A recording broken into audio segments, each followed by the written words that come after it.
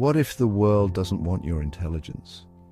What if the smarter you are, the more quietly you're pushed out? Not with violence, but with silence, with discomfort, with distance. What if society doesn't celebrate clarity? It punishes it. And what if that's not your fault? What if that's just the cost of seeing what others aren't ready to see? If that feels familiar, you're not imagining it. In high school, I remember answering a question no one else could. The teacher smiled. My classmates didn't. At lunch, the table was full, but not for me. That was the first time I learned knowledge could cost you company. It didn't make sense then. We're told intelligence is a gift, that it opens doors, that it earns respect, but no one tells you that it can also build walls, that it can make you unreadable in rooms where everyone just wants to feel comfortable. You start to notice the silence after you speak, the sideways glances when your thoughts don't match the rhythm, the way people change the subject after you say something true, too clearly, too early. You weren't trying to offend, you were just being honest, but that honesty felt like a spotlight, and most people flinch in the light. Arthur Schopenhauer wrote, "A high degree of intellect tends to make a man unsocial, not because the intellectual chooses solitude, but because solitude becomes the only place where they're not punished for being awake." It turns out intelligence doesn't isolate you. People do. Modern studies show that when someone feels intellectually threatened, their brain lights up the same way it does in physical pain. You're not just making them uncomfortable, you're triggering a survival reflex, so they protect themselves, they mock, they minimize, they withdraw. You won't hear the moment they shut the door. It won't come with conflict or confrontation. It'll come with a smile that doesn't reach the eyes, a pause that lasts a second too long, a subtle shift in tone when you speak, and over time you'll learn. You'll learn to hold back, you'll learn to simplify, you'll learn to dilute what you see until it no longer threatens anyone else's reflection. And what does that leave you with? Half-truths, shallow nods, forced laughter, an entire identity wrapped in caution tape. Eventually you'll look around and realize you're not just alone. You've disappeared, not physically, but intellectually, emotionally. You'll trade your depth for belonging, and even then, you'll still wonder why the room feels cold, why you feel like a stranger in conversations that never leave the surface. And maybe you'll ask the question I did. Is this what intelligence is for? To understand more, only to speak less? To feel more, only to be seen less? Or is it simply that clarity has a cost and no one ever warned you what the price would be?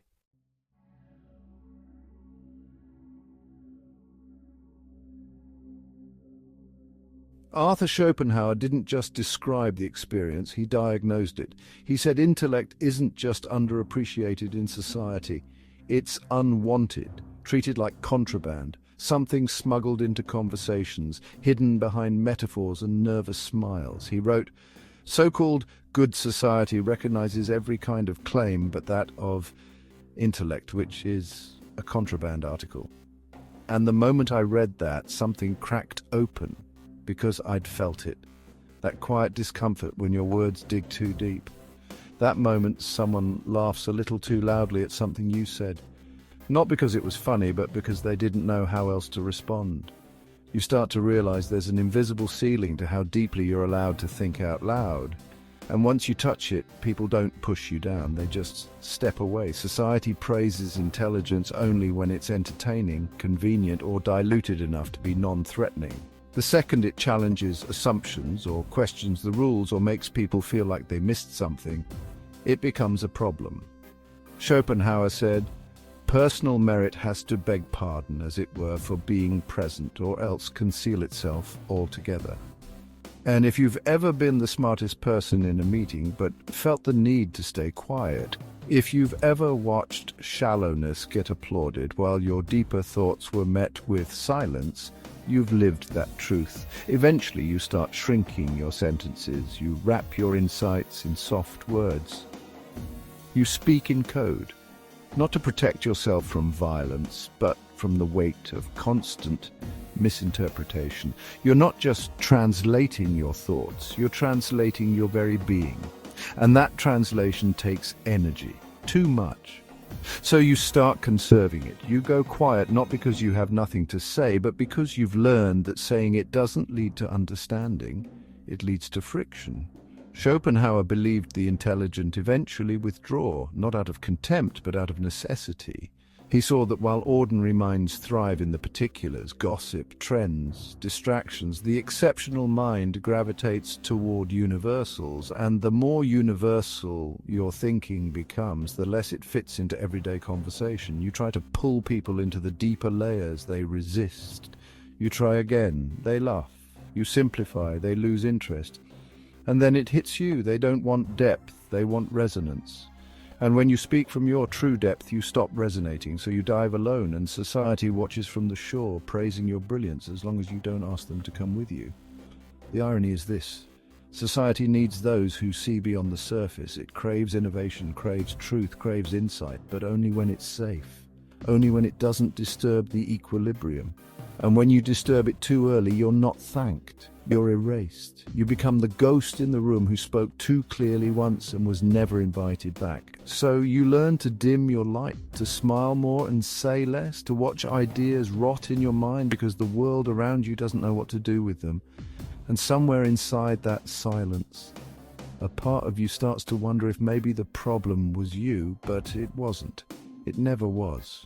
You weren't too much. You were too real, too early, too honest, too unwilling to pretend. And the world punishes that honesty, not always with hatred, but with distance, and with the kind of emptiness that makes you question whether your mind is a gift at all.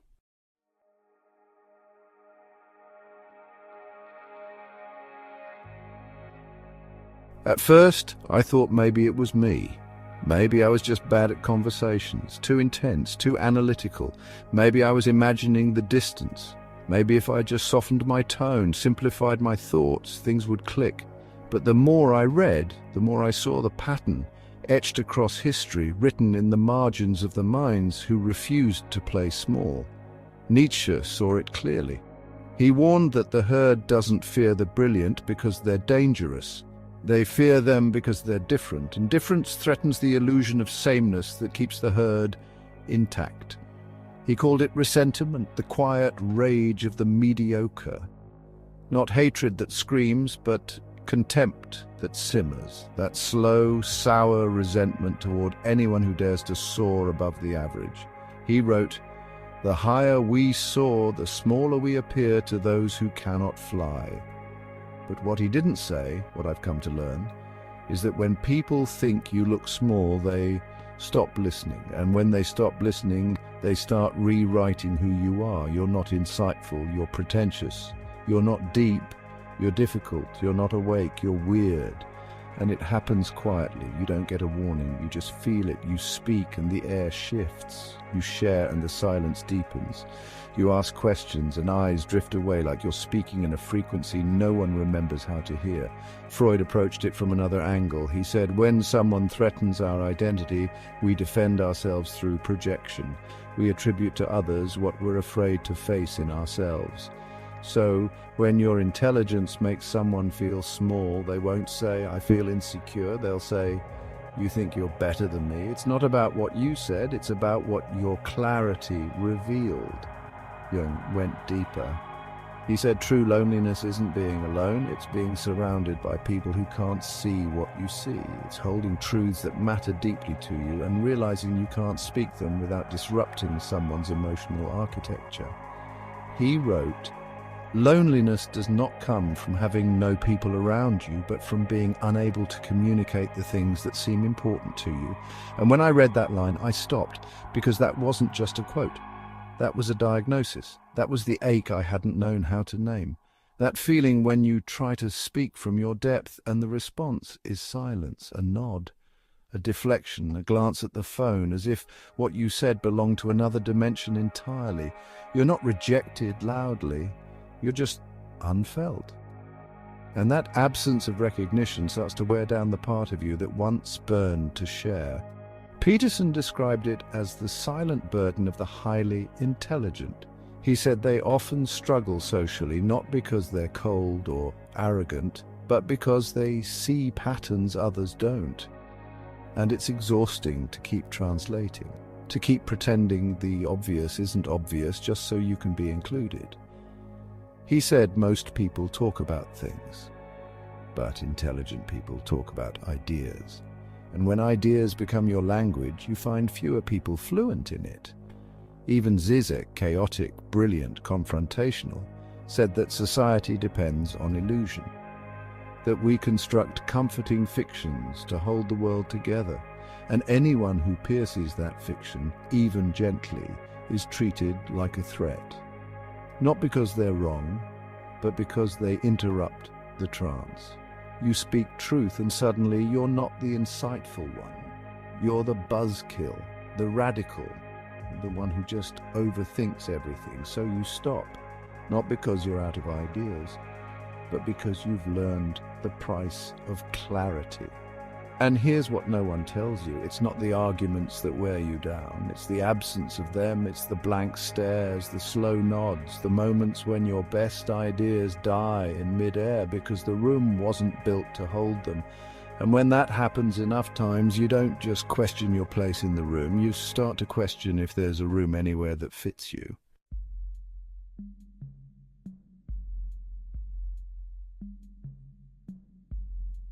Chapter 4. Why we pull the bright ones down. There's a moment that repeats itself. You speak and the room quiets. You offer something honest, clear, hard to ignore, and instead of curiosity, you feel it, the shift, the discomfort, the turning. At first you think it's just timing. Maybe you interrupted. Maybe you misunderstood the mood. But the pattern doesn't break. You speak truth and the temperature drops, and over time you learn not to stay silent exactly, just to speak differently, less clearly, less fully, less truthfully, because you've seen what happens when you don't. Leon Festinger called it social comparison theory. It's simple, really. We don't evaluate ourselves in isolation. We do it in contrast. And when someone walks into the room with more clarity, more insight, more ability, you don't just admire them, you start measuring yourself against them. And if the gap is too big, it hurts. And when people hurt, they protect themselves, not by asking how they can grow, but by pulling down the one who made them feel small. That's why intelligence often attracts criticism masked as humor, dismissiveness disguised as humility. Labels like arrogant, intense, too much. It's not about what you said, it's about what they felt when you said it. Tall poppy syndrome describes it perfectly. The tallest flower gets cut first. Not because it did anything wrong, but because it dared to rise too high. Cultures around the world echo the warning. In Japan, the nail that sticks out gets hammered down. In the Netherlands, don't put your head above ground level. In Latin America, chaqueter, pull someone down by the jacket before they get ahead. And in every language, the message is the same. Don't shine too brightly, don't think too freely, don't stand too tall, because the group will notice. And the group will respond. The Dunning-Kruger effect adds insult to injury. The less someone knows, the more confident they become, and the more someone understands, the more they question themselves. So the room isn't led by the wisest voice, it's dominated by the loudest. You, with your caution and precision, you hesitate. You weigh your words, you see the nuance. And then someone says something wrong, but confidently, and the crowd nods, not because it's true, but because it's comfortable, it's maddening. And then comes projection. The person who feels outclassed doesn't admit it. They accuse, you're full of yourself, you're trying too hard, you think you're better than everyone. But you never said that. You never even thought it. You were just trying to bring something real into the room. But that realness felt like a spotlight, and most people don't want to be seen in that kind of light. Alain de Botton called it status anxiety. In a culture obsessed with equality, the presence of someone exceptional isn't just unusual, it's threatening. If we're all supposed to be the same, then someone who rises too far too fast becomes a crack in the illusion. So the group moves in, not always with cruelty, often with subtlety. They interrupt you more. They stop inviting you to certain conversations. They say, you're too smart for your own good. And they laugh like it's a compliment, but it's not. It's a boundary. It's a line drawn in the sand that says, we'll keep you around as long as you don't challenge us. And if you do, you'll be pulled back, reframed, ignored, or quietly pushed out. And this is how the world slowly suffocates its brightest minds, not with direct attack, but with relentless casual resistance. You offer your full self. They hand you a smaller box, and eventually you start climbing into it on your own because you've learned that the cost of being heard might be higher than the cost of staying silent.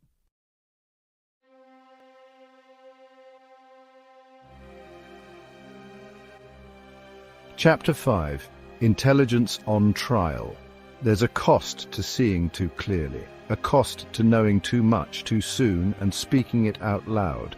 The world doesn't always pay that cost with gratitude. More often it pays in silence, in exile, in fire. It starts as disbelief, then it becomes ridicule, and finally it becomes punishment. The names are written into history like warnings we forgot to heed.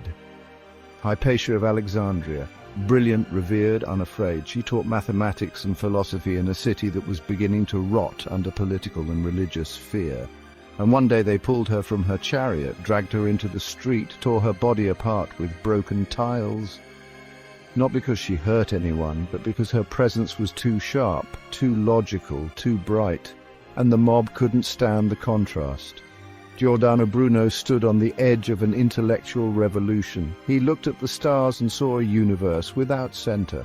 He said there were infinite worlds, that God was bigger than doctrine, that truth was bigger than fear. So they chained him, held him for 7 years, and burned him alive in the heart of Rome, not for heresy, but for daring to bring a telescope to a blindfolded society. And just before they lit the flames, he said, "Perhaps you pronounce this sentence upon me with greater fear than I receive it." Because he knew. It wasn't the truth that was dangerous, it was the fear of it. Ignaz Semmelweis, a doctor who noticed a pattern. Mothers were dying in childbirth, and the only variable was the doctors themselves. So he told them, "Wash your hands." He showed them the data. He begged them, but they laughed. They called him hysterical. They removed him. Eventually they locked him in an asylum where he died of sepsis, the very infection he had tried to eliminate. The man who discovered a way to save lives was destroyed by the egos of those who couldn't accept the implication. And then came Nikolai Vavilov, a botanist in the Soviet Union who dreamed of feeding the world. He traveled across continents, collecting seeds, building a bank of biodiversity to prevent famine. But Stalin had no use for real science. Vavilov was arrested, tortured, starved to death in a prison cell while his seed bank survived the Second World War, protected by scientists who refused to eat even during the siege of Leningrad because they knew what the seeds meant, even when the world didn't. And this isn't just history, we're still doing it. Grigori Perelman solved one of the most complex problems in mathematics, proved it perfectly, and when the world tried to give him awards, fame, money, he said no. He walked away. He didn't want the spotlight because he had seen what comes with it. The noise, the politics, the subtle corrosion of purity. He chose obscurity over spectacle because even in triumph the intelligent know the danger of being seen. And then there's Edward Snowden, who saw too much, said too much, told the truth and was exiled for it. He didn't sell secrets, he exposed them, not to enemies but to us, to remind us that the world we live in is built on silent agreements. And the moment someone breaks that silence, we call them the traitor. It doesn't matter if you're a mathematician or a whistleblower, a doctor, a philosopher, a scientist, a student. If you speak a truth the world isn't ready for, you become the problem. Not the problem solver, not the visionary, just the noise no one wants to hear. And the irony is cruel, because every one of these people was right. History proved them right. The future caught up to them. But by then, the cost had already been paid. How many lives are we losing right now because someone brilliant is too afraid to speak? How many breakthroughs are sitting in silence, wrapped in hesitation, because their owners have learned what the world does to those who shine too soon? Not with fire anymore, but with apathy, with mockery, with exclusion so casual it doesn't even look like punishment.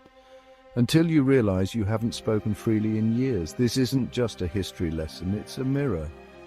And if you've ever swallowed your truth just to survive a conversation, you already know how this trial begins. You're not in court, but you can feel the verdict being written in the air. Every time you dim your insight, every time you let ignorance speak over truth, every time you let silence win. And the question isn't whether the trial's happening, it is.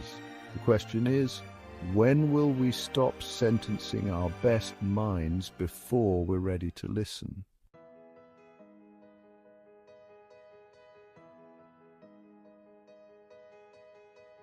Chapter 6. The light that burns. There's a moment in every story where the light becomes unbearable, not because it blinds, but because it reveals. And the world doesn't fear the darkness half as much as it fears the person who dares to light a match. Prometheus stole fire from the gods and gave it to mankind, a gift, not of warmth or survival, but of awareness. And for that gift he was chained to a rock, his liver torn out each day by an eagle. Not because he betrayed the gods, but because he elevated man, because he changed the balance.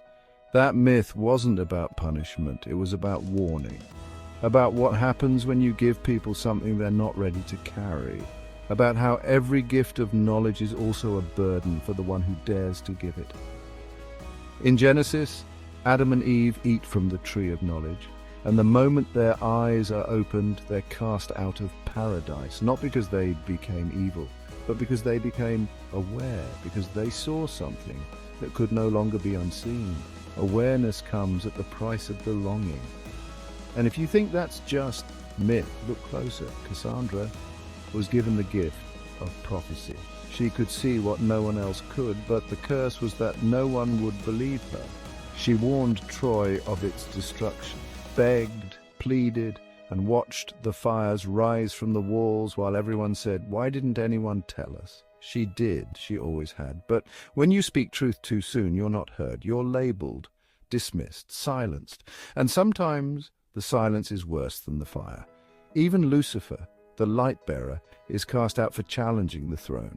Not for malevolence, but for pride, for thought, for refusing to bow without question. And whether you believe the theology or not, the symbolism is clear. The brightest lights cast the longest shadows, and the higher you rise, the harder the world tries to drag you back down. But still, some lights survive. They flicker through time. Bruno's statue now stands in the very square where he was burned. Semmelweis is praised in every medical textbook. Vavilov's seeds grew into food that nourished generations. Perelman's theorem still stands. Snowden's revelations reshaped the way we think about privacy and power. The ones we ignored became the ones we eventually needed, and maybe that's the lesson. Maybe intelligence isn't here to be loved. Maybe it's here to be endured, to be carried, to be preserved through exile, misunderstanding, and solitude. Maybe the point was never to be accepted. Maybe the point was to see what others couldn't and say it anyway. Because every time someone speaks truth in a room that's not ready, a door opens. Not always for them, but for the next one. And the next, and eventually for all of us.